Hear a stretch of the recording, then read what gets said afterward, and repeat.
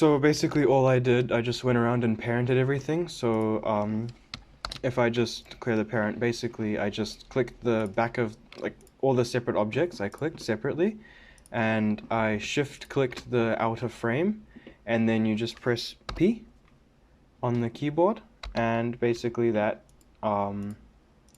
parents the object. Sorry, it's Control P. So you press Control P, you click Object, and now when you move this around, everything else will move around with it.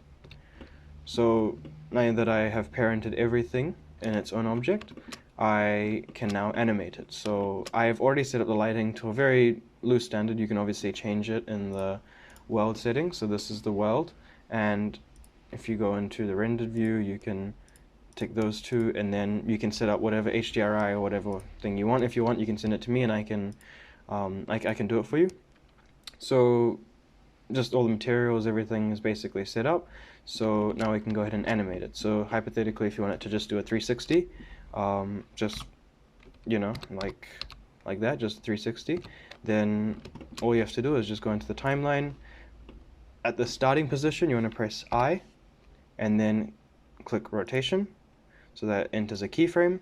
And then let's say you want it to do a 360 on the 50th frame. So you would go R, Z, 360, enter, press I, rotation.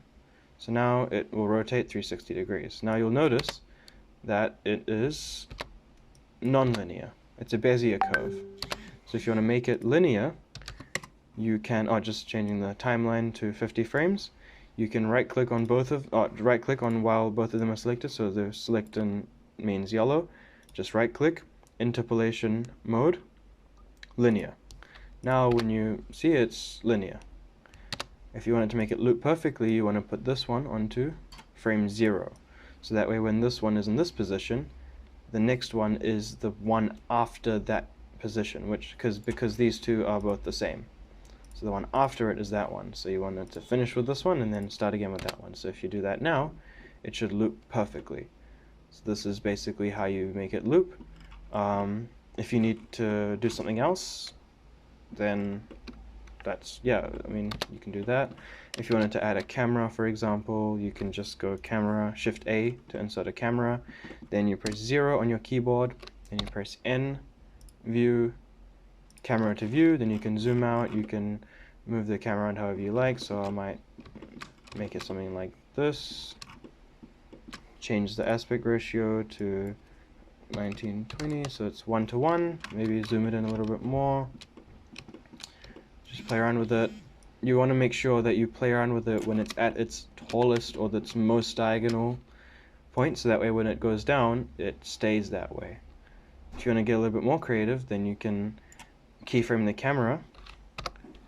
You can keyframe the location of the camera on both of these bits, and then in the middle, you can also keyframe it, location, and then halfway through, which is like frame 13, you can zoom in a little bit and then keyframe that location, and then this frame over here, zoom in a little bit and keyframe that location. So now if I do that, it goes like that, it goes in and out. Yeah, so you can get a little bit creative with that. You can obviously set up your lighting, your scene, everything else. If you need help with that, I can help you with that as well, but that's how you would animate it going around a 360. I'll send you this file as well, so that way you can play around with it, with what I've done as well. But yeah, so hopefully that's helpful.